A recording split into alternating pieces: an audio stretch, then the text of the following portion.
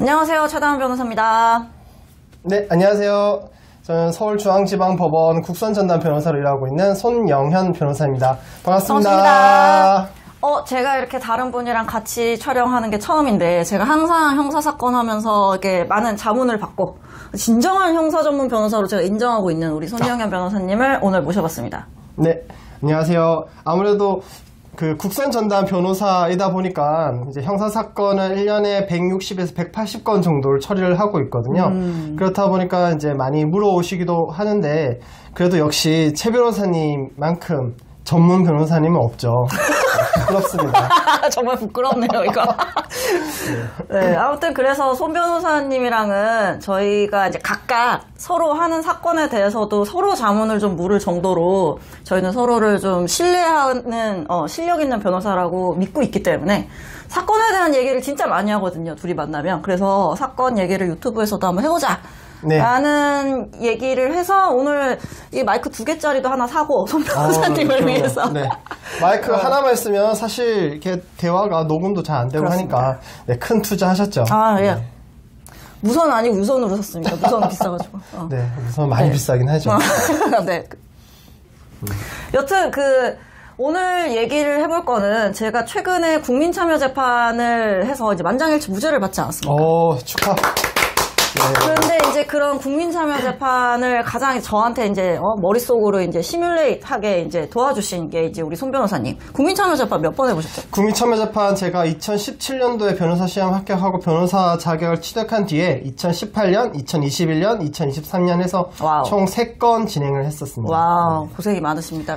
네, 아무래도 형사 사건을 많이 다루다 보니까 그 중에서 이제 국민참여재판을 하게 된 건데, 아무래도 코로나 시기에서는 이제 많은 배심원들을 법정으로 부르는 게 부적절하다라는 취지에서 한동안은 이제 국민참여재판이 법원 자체에서도 열질 않았었고요. 하지만 또 앞으로도 계속 국민참여재판에 대한 법원의 관심은 크기 때문에 그 사건의 수는 좀 늘어날 것으로 보입니다. 근데 사실 국민참여재판이라는 게 모두가 좋아하지 않아요. 일단 법원이 싫어해. 그렇죠. 네. 배심원, 그러니까 예비 배심원들 한 20명 정도한테 네. 이번에 우편물 보냈더라고요. 네, 맞아요. 그럼 이제 그거 해야 되지? 그 다음에 이제 법원 아침에 갔더니 막 난리야. 네. 배심원들 한 100명 막 오면 번호표 나눠줘. 법원 직원들 의자 챙겨 막 정신이 없고. 검사도 전날 잠을 못 잤대. 그렇죠. 그날 이제 하루 12시간 제가 재판을 했었는데, 그걸 준비하느라고 검사도 PPT 만들고 하느라고 잠을 못 자. 저도 그거 하느라고 전날 내려가서 그날 저녁에까지 이제 이제 지방이었으니까 자고 올라올 정도로 거의 한 2박 3일 정도를 쏟아 부어서 하니까 변호인도 좋아하지 않아요. 맞아요. 보통 이런 재판은 한 30분도 안 걸리고 재판이 끝날 일인데 12시간을 꼬박 재판을 해야 되고, 또 국민참여재판 하루가 아니라 국민참여재판을 하기 위해서 공판 준비기를 또 한 4번, 5번 정도 여니까 이 변호사도 싫어하고, 또 피고인 입장에서도 내가 얼굴 다 까고 일반 우리 진짜 옆동 사는 사람일 수도 있는데 그 사람 앞에서 내가 범죄자인데요, 나 억울하거든요, 이런 얘기하는 거 자체가, 이런 이슈에 오르내리는 것 자체가 부담스럽기 때문에, 물론 피해자가 싫어하는 거는 뭐 당연한 거고. 그렇죠. 네, 그러니까 모두가 싫어하는 절차이기는 하니까 이거 왜 만들었냐는 얘기도 있더라고요. 그렇죠. 국민참여재판은 그 형사재판에 국민이 참여하는 것에 대한 이제 법률이 있고요. 그 법률이 제정되면서 우리나라에도 도입이 됐는데, 국민참여재판은 결국엔 사법부의 판단이 우리 국민 일반의 판단하고 같은지를 계속 체크하고 점검하는 것에 그 목적을 두고, 그렇기 때문에 도입이 된 제도고, 그래서 법원 입장에서도 법관들의 판단이 국민의 일반적인 법감정하고 너무 괴리되지 않도록 하기 위해서 계속 그 점검, 그리고 결과에 대해서도 확인, 이런 절차들을 계속 하고 있죠. 그게 진짜 필요한 것 같고, 또 이번 사건 같은 경우가 통상적으로 뭐 사전에 동의를 받지 않고 어떤 신체 접촉을 했다거나 이랬을 때 피해자가 나 굉장히 기분 나빴어라고 하면 보통 사법기관은 기계적으로 유죄를 선고를 하고 있잖아요. 그렇죠. 근데 이제 그게 아니라 이런 어떻게 사회 속에서 사람이 살아가면서 이런 일도 있을 수 있는데 이런 것까지 우리가 성범죄로 처벌을 해야지 맞는 거니? 라는 어떤 좀 지표를 좀 제시하기 위해서 이번에 국민참여재판을 굳이 힘든데 했었는데, 결과가 잘 나와서 굉장히 뿌듯하고 그럼요. 법원에서도 한번 생각해 볼 만한 일이 아니었을까 싶습니다. 그러니까 국민참여재판에 대해서 그 각 지방법원마다 1년에 한 번씩 토론회를 진행을 하고 있어요. 그 토론회는 보통 이제 국민참여재판을 진행하는 검사님, 그리고 국선 변호인을 주로 하는 이제 국선 전담 변호사들이 판사님과 같이 모여서 국민참여재판 활성화를 위해 어떤 것들이 필요하고 어떤 개선이 필요한지에 대해서 이야기를 나누는데, 그 얼마 전에 있었던 서울중앙지방법원에서 했던 토론회에서도 국민참여재판을 통해서 법원이 어느 정도의 그 판단에 대한 가이드라인을 좀 샘플을 채취할 수 있다라는 점에서도 좀 법원에서도 중요하게 살펴보고 있는 것 같아요. 그리고 이번에 최 변호사님이 진행하신 사건도 사건을 어떻게 판단해야 될지에 대해서 또 하나의 지표가 될 수 있었던 사안이라서, 그래서 아마 뭐 그 법원에서도 좀 힘들고 특별재판부까지 만들어야 되는 상황이었지만 국민참여재판을 해보자라고 했던 것 같습니다. 근데 이런 게 조금 잦아져야 될 것 같은 게, 사실 뭐 배심원이 만장일치 무죄로 했으니까 이제 재판부 입장에서는 좀 편안하게 무죄를 줄 수 있지만, 최근에는 대법원에서 다 유죄로 파기환송돼서 내려오는 경우들이 워낙 많아서, 성범죄 같은 경우에는 그렇죠. 그러니까 판사 입장에서는 야, 이런 것까지 유죄를 줘야 돼? 라고 개인적으로 생각할 수는 있지만 실질적으로 무죄를 주기가 되게 어렵죠. 그렇죠. 왜냐하면 내가 판단을 했는데 위에서 깨져서 다시 내려오면 굉장히 이제 부담스러우니까 애초에 깨지지 않을 판결을 해버리는 거지, 보수적으로 판사들이. 그러니까 성범죄 같은 경우에는 계속 이제 유죄화되는 것 같아요. 예, 그리고 참 저는 좀 문제라고 생각하는 게, 법원에서 유죄라는 판결 선고문을 쓸 때는 검사가 제출한 공소장에 이제 공소 사실을 쓰고 증거를 쓰고 이런 증거들로 인해서 인정된다라는 걸로 간략하게 끝나버려요. 하지만 이제 무죄 판결문을 써야 할 때는 이게 왜 무죄인지에 대해서 그 이유를 정말 빼곡하게 적어야 되거든요. 그래서 무죄 판결문은 기본적으로 판결문 그 분량 자체가 10여 쪽을 넘어가는 게 예사고, 뭐 유죄로 판결되는 선고문은 뭐 한두 장으로 끝나는 경우도 너무 많아요. 그러면 법관의 입장에서도 뭐 내가 깨질 수도 있다라는 여지를 두고 무죄 판결문을 쓰는 것과 이제 유죄로 판결문을 쓰는 것의 그 업무량의 차이 자체도 있다는 점에서 뭐 정말 이게 대등하게 이렇게 판단의 이 대상이 될 수 있는지도 좀 의문이긴 합니다. 그래서 변호사 입장에서는 무죄 판결문 보면은 웬만한 교과서보다 더 공부가 많이 그렇죠. 되지 않습니까? 맞습니다. 네. 특히 이제 사실관계에 대해서도 어떤 부분이 좀 뭔가 모순이 된다거나 이런 지적되는 부분이 적시가 되어 있으면 우리 사건에서도 이와 비슷한 이제 사안이 좀 있지 않나? 사실관계가 있지 않나?라는 것을 찾아서, 예전에 이런 이유 때문에 무죄가 나왔던 판결이 있었으니까 우리 사안에서도 무죄를 인정해야 되는 게 맞는 게 아니야? 라는 식으로 주장을 하기도 하죠. 그렇죠. 그래서 무죄 판결문이 사실은 이제 하급 대법원 판결문이야 워낙 뭐 유죄든 무죄든 의미 있는 문구들이 많이 나오지만, 하급심, 즉 1심하고 2심의 판결문의 경우에는 무죄 판결문이 사실은 우리가 변호인들이 이제 학습하거나 그 내용을 이제 좀 더 살펴볼 때는 더 유의미하긴 합니다. 사건, 최근에 재밌는 사건 뭐 있었습니까? 최근에 저는 뭐 사실 재밌는 사건이 너무 많죠. 어디까지 얘기해도 될지가 문제인 것이지.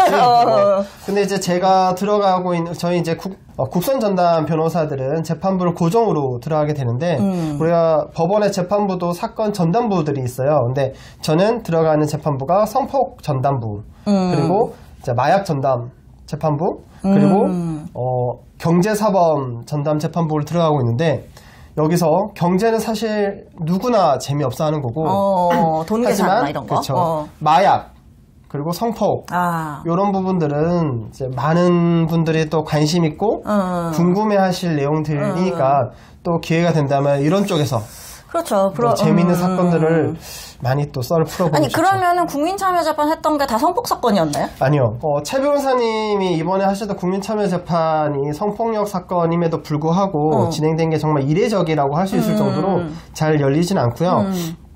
보통 성폭력 사건은 피해자가 거부하면 법원도 이거를 국민참여재판으로 회부하는 게 좀 어려워하긴 합니다. 그래서 제가 진행을 했던 사건은 총 3가지 중에서 마지막에 했던 2023년에 했던 사건은 성폭력 사건이었고요. 2018년에 했던 사건은 교통사고 관련된 사건이었어요. 그래서 이제 소위 말하는 뺑소니라고 해서 사고를 내고 나서 도망을 갔다 라는 것에 대한 사건이었고, 요거는 뺑소니 부분은 전원 합치로 이제 무죄를 받았었고, 네. 역시 무죄 받는 게 쉬운 일이 아닙니다. 아, 네. 우리 한 번씩 네. 저는 만장일치 무죄. 네. 2021년도에 진행했던 사건은 폭행치상 사건인데, 여기서 폭행치상 중에 있었던 상해 부분, 치상 부분이 일부 무죄를 받았었고요. 그러면 폭행치상을 폭행으로 만들어주신 네, 그렇죠. 일부 무죄를 받았던 사건이고, 2023년에 했던 사건은 강간 미수 사건인데, 이거는 안타깝게도 전원 만장일치로 유죄가 나와서, 국민참여재판 괜히 권유했나라는 좀 반성이 되는 사건이었습니다. 근데 사실, 그러니까 손 변호사님이 워낙 지금 결국은 이제 검사와 이제 대치를 하는 상황인데, 결국 법정 안에서 얼마나 젠틀하게 하느냐에 또 이슈도 있잖아요. 그렇죠. 그리고 이게 서로 이제 일반 국민인 배심원들을 설득하는 과정인데, 아무래도 우리가 이제 변호사가 이제 변호인으로서 그 자리에 쓰면 일반적으로는 사실 변호인들이라고 하면 범죄자들 옹호하는 사람들 아니야? 라는 인식이 어느 정도는 강할 수밖에 없어요. 얼마 받고 저런 거 하나 막 이런 그렇죠. 생각하고. 얼마 받고 저런 거 하나라는 말도 많이 나오기도 하고. 그런데 이제 반면 검사가 이제 검사 법복을 입고 그 자리에 섰을 때 검사 이렇게 하면 뭔가 정의롭고 정의구현. 그렇죠. 정의구현을. 그리고 실제로 검사님들이 배심원들 앞에서 계속 그 점을 또 강조하기도 해요. 그러니까 검사는 공익의 대표자로서 이런 행위들을 하고 있다라고 하는데, 그렇기 때문에 검사의 말이 변호인의 말보다 좀 더 설득력을 기본적으로 가질 수밖에 없죠. 하지만 검사는 역시 공익의 대표자이기 때문에 변호인이 어느 정도 약간의 꼼수를 쓴다거나 배심원들 설득의 어떤 도구나 장치를 사용하는 것은 넓게 인용될 수 있겠지만, 검사가 그렇게 하는 건 사실 좀 자제되어야 된다는 것 같아요. 그게 국가 공무원이기도 하고 검사가 공익 대표자잖아요. 이게 지금 손 변호사님이 굉장히 완곡하게 얘기를 해서 조금 오해가 있게 전달이 될 수 있을 것 같은데, 결국 검사가 겁나 꼼수를 쓰는 재판을 해보셨기 때문에 이 얘기를 굉장히 완곡하게 그렇죠. 하신 겁니다. 그런 검사분이 있으셔가지고 굉장히 손 변호사님이 화가 나셨었기 때문에. 그렇죠. 네. 그러니까 제가 이번에 국민참여재판을 해보니까 사실 법조인들끼리, 그러니까 판사가 있고 검사가 있고 변호인이 있고 하는 요 재판정에서는 하지 않을 얘기들을 하게 되거나, 아니면 꼭 했었어야 되는 얘기를 하지 않기도 해요. 예를 들자면은 일반 국민들이 이해하기 어려운 법률 용어라든지 아니면 사법 절차에 대한 부분은 저는 질문을 다 뺐어요. 왜냐하면 결국 배심원이 판단을 하는 거잖아. 판사가 판단하는 그렇죠. 게 아니고. 네. 그러니까 그 말을 어렵게 얘기를 해서 이거 혼란스럽게 할 필요가 없는 거죠. 맞아요. 그리고 쉬운 용어로 설명을 하고, 그리고 굳이 법조인들끼리 했으면은 얘기하지 않았을 어떤 쉬운 어떤 쟁점을 좀 짚어준다든지 이런 얘기를 배심 재판에서는 할 필요가 있는데, 그러면서도 항상 이제 스스로 자기 검열을 하죠. 우리는 이제 법조인이니까. 요런 정도의 얘기를 하면은 일반 국민들이 현혹될 수는 있겠지만, 그거는 이 절차상 바람직하지 않으니까 하지 않는 것이 옳다. 맞아요. 이런 부분이 있는데, 그렇지 않은 검사를 한번 만나보셨기 때문에 이렇게 어렵게 얘기를 돌려서, 아니 변호사 좀 그럴 수 있지만 검사는 그러면 안 되는 거 아니야? 라고 말씀하셨는데, 네. 그 취지는 이런 취지였다라는 겁니다. 네, 맞습니다. 비열하게 하는 검사가 있더라. 그러니까 예를 들자면은 이 피고인에 대해서 굉장히 안 좋은 인상을 막 낙인을 찍듯이 질문을 한다거나, 맞아요. 네. 이 사건과 연관된 질문을 하면 안 되는데 전과에 대해서 계속 들먹인다거나 아니면 그런 얘기가 있었기 때문에 이런 오히려 사실은 이제 사실관계를 판단할 때 얘는 원래부터 나쁜 애야 라는 거를 자꾸 심어주면 사실관계 그쵸. 판단에 이제 좀 선입견이 생길 수밖에 없거든요. 근데 그런 선입견을 가지고 누군가를 판단한다는 게 잘못되었다, 그건 틀린 것이다라는 게 우리가 형사사법 절차뿐만 아니라 당연한 거지. 우리 사회에서 당연한 거잖아요. 근데 그게 사실은 편해요. 강간 사건 같은 경우에도 피해자다움이라는 이야기가 나오게 된 게, 피해자를 비난하는 건 정말 쉽고 편하고 원래 저희는 꽃뱀이야 라는 식으로 얘기하는 거는 간편하게 나갈 수도 있고 하지만 그게 옳지 않기 때문에 하지 않는 거거든요.